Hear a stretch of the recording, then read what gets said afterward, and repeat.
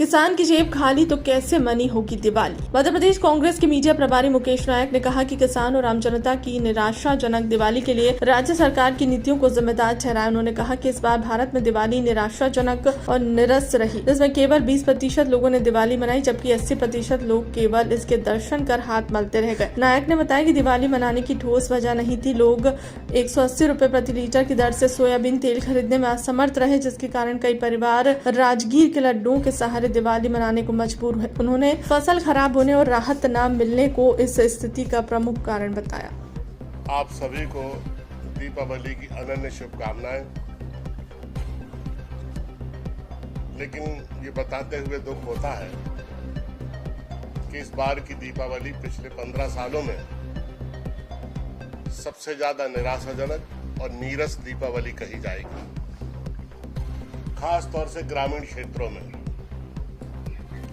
इस बार की दीपावली 20% लोगों ने तो जोरदार दीपावली का प्रदर्शन किया, जोरदार दीपावली का उत्सव मनाया,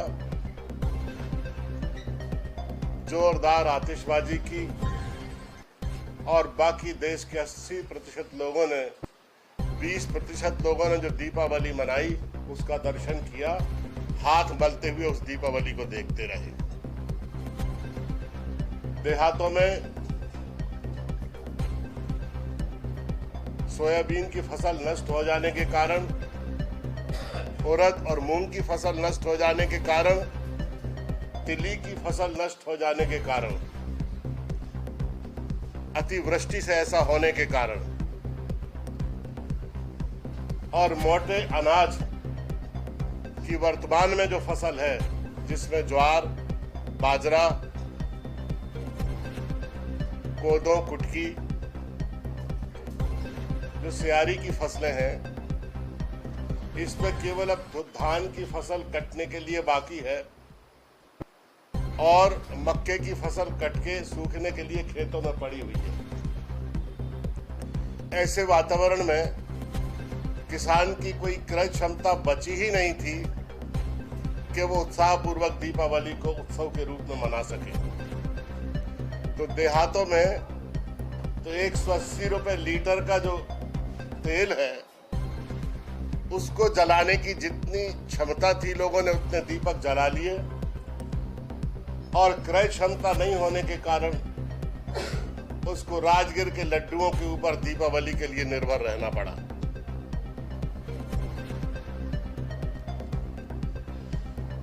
₹500 का 1 किलो मक्का खरीदने वाले किसान 1200 से 1400 रुपए की मक्का बेचने के लिए मजबूर हैं।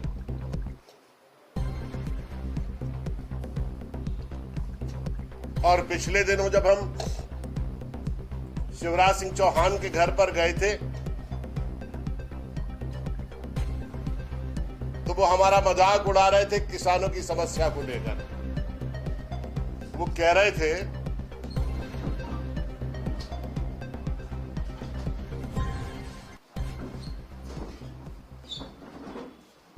कि गेहूं की बोरी लेके आ गए और सोयाबीन की बात कर रहे हैं।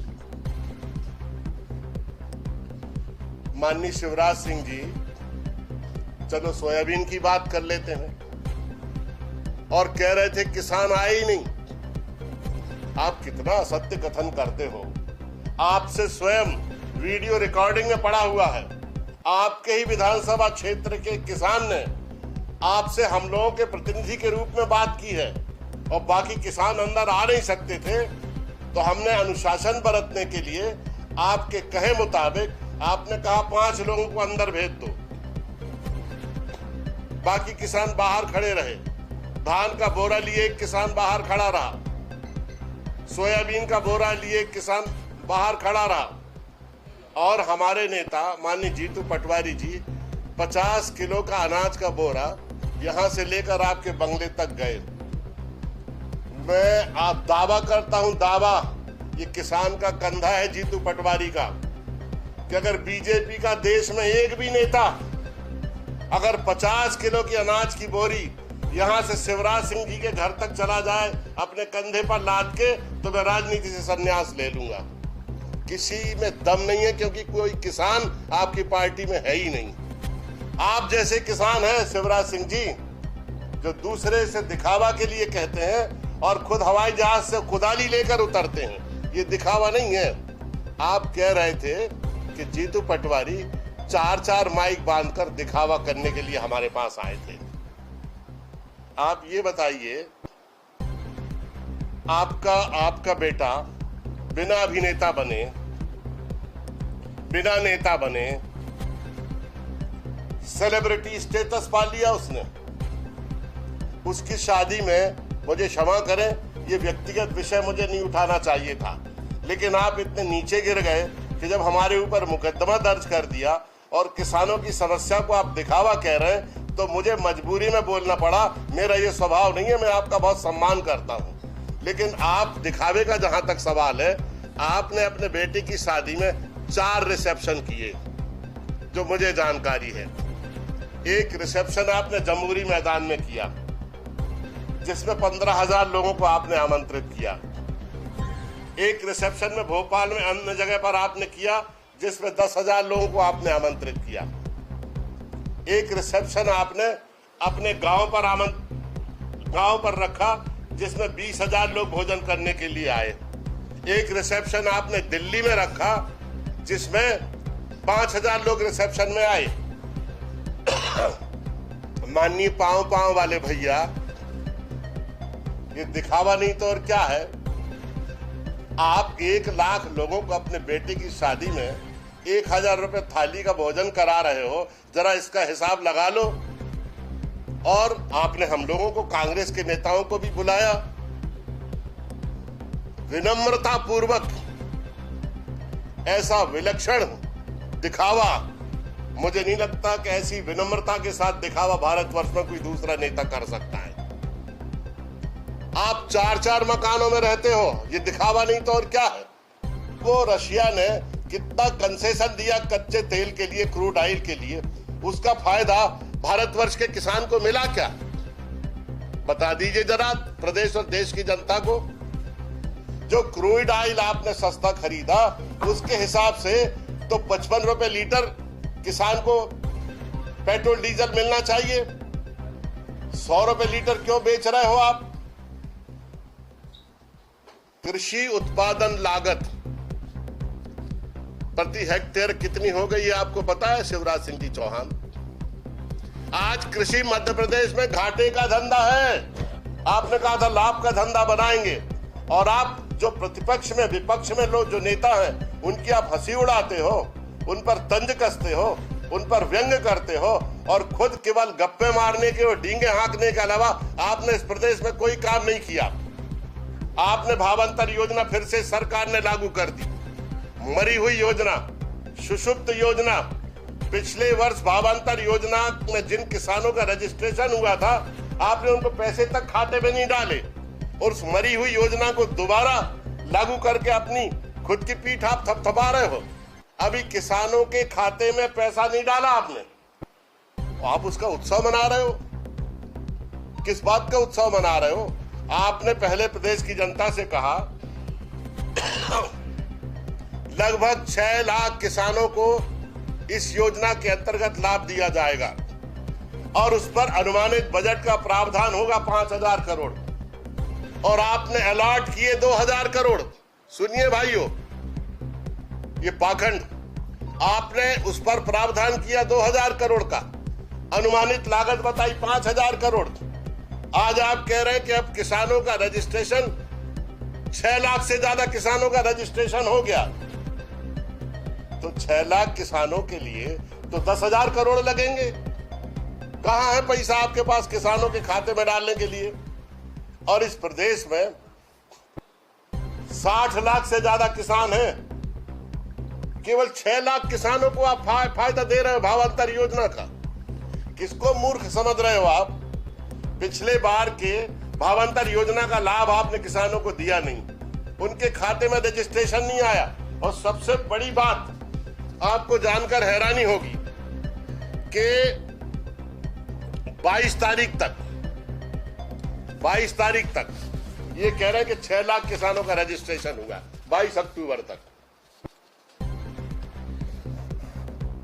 अब बताओ आप, अभी हम आपको बता रहे थे कि किसानों ने जो छोटी बहुत झाड़ फूंक पहुंचकर जो फसल निकली थी, उड़द की, मूंग की, मूंगफली की, तिली की, ज्वार की, बाजरा की, जो सियारी की फसल निकली थी वो किसानों ने पहले ही बेच दी। सोयाबीन तो बेचने लायक निकला ही नहीं। शिवराज सिंह, याद करो, हमारे साथ जो किसान गया था वो आपके विधानसभा क्षेत्र का किसान था, उसका आपसे परिचय भी है, और उसने आपसे ये कहा था कि मैंने 18,000 रुपए का सोयाबीन खरीदा और 11,000 रुपए का बिका। अब ऐसा किसान दीपावली मना सकता है क्या? और आप किसकी हंसी उड़ा रहे हो? आपने कहा था 6,000 रुपए क्विंटल हम किसान का सोयाबीन खरीदेंगे। कितने का खरीद रहे हो जरा बता दो मध्य प्रदेश के किसानों को। आप याद रखिए मेरी बात, आप जरा इसके बाद मध्य प्रदेश का दौरा करके देखिए, किसान अपने गांव में आपको घुसने नहीं देगा। शिवराज सिंह जी चौहान, ये हंसी उड़ाना बंद करिए। दूसरी बात, उत्पादन लागत की मैंने कही, आप ये देखिए कि कृषि उपकरण कितने महंगे हो गए, डीजल कितना महंगा हो गया। आज जो 267 रुपए की एमएसपी पर यूरिया मिलना चाहिए, वो कृत्रिम अभाव उत्पन्न करके सोसाइटियों में मांग और पूर्ति का संतुलन बना के सुबह 5 बजे से 5-5 घंटे किसानों को लाइन में खड़ा करके आपने कृत्रिम अभाव उत्पन्न किया, और उसके कारण जो निजी क्षेत्र के व्यापारी थे उन्हें प्रोत्साहन मिल गया, और वो बोरी उनने 450, 400, 500 रुपए में किसान को बेची। 1100 रुपए में मिलने वाला जो डीएपी है वो उन्होंने 2-2, 2,500 हजार रुपए में किसानों को बेचा। ये बीजेपी के नेताओं ने काला बाजारियों से मिलकर, सोसाइटियों ने नेताओं से मिलकर ये मांग और पूर्ति का संतुलन निर्मित किया, कृत्रिम अभाव उत्पन्न किया, और अरबों रुपए किसानों के डकार गए और खा लिए इस राज्य में। अब किसको जिम्मेदार ठहराओगे आप लोग बताओ? अब हम इसका क्या उत्तर दें? सरकार की जिम्मेदारी होनी चाहिए कि ये गन को रोका जाए। अरे सरकार अपनी कोई जिम्मेदारी लेने तैयार हो तो हम कहेंगे जिम्मेदारी लो, है? ये इनका कोई आदमी पब्लिक में ये भी नहीं कहता हमसे गलती हुई। ये किसी आदमी को कितनी बड़ी गलती कर दे उसको पद से नहीं हटाते हैं। 25 बच्चे मर गए, उसके बाद आपके स्वास्थ्य मंत्री वहां जाके कह रहे हैं इलाज में कोई कमी नहीं आने दी जाएगी। कहां कराएंगे वो इलाज उन बच्चों का जिनकी मृत्यु हो गई है? उनको भी मंत्री पद से नहीं हटाया, तो किससे कहें? अब प्रोटेस्ट के लिए कोई जगह नहीं बची है भाई साहब, ये समझ लो आप। न्यायपालिका जगह नहीं बची प्रोटेस्ट के लिए। आपकी कॉन्स्टिट्यूशनल जो बॉडीज हैं, चाहे वो निर्वाचन आयोग हो, चाहे आयोग हो, चाहे ऑटोनोमस बॉडीज हो, सबका बीजेपी ने निजीकरण कर दिया है। अब प्रोटेस्ट की एक ही जगह बची है, इस प्रदेश का आम आदमी। अगर वो कुछ कर सकता है तो एक वही उम्मीद बची है, बाकी कोई उम्मीद नहीं है।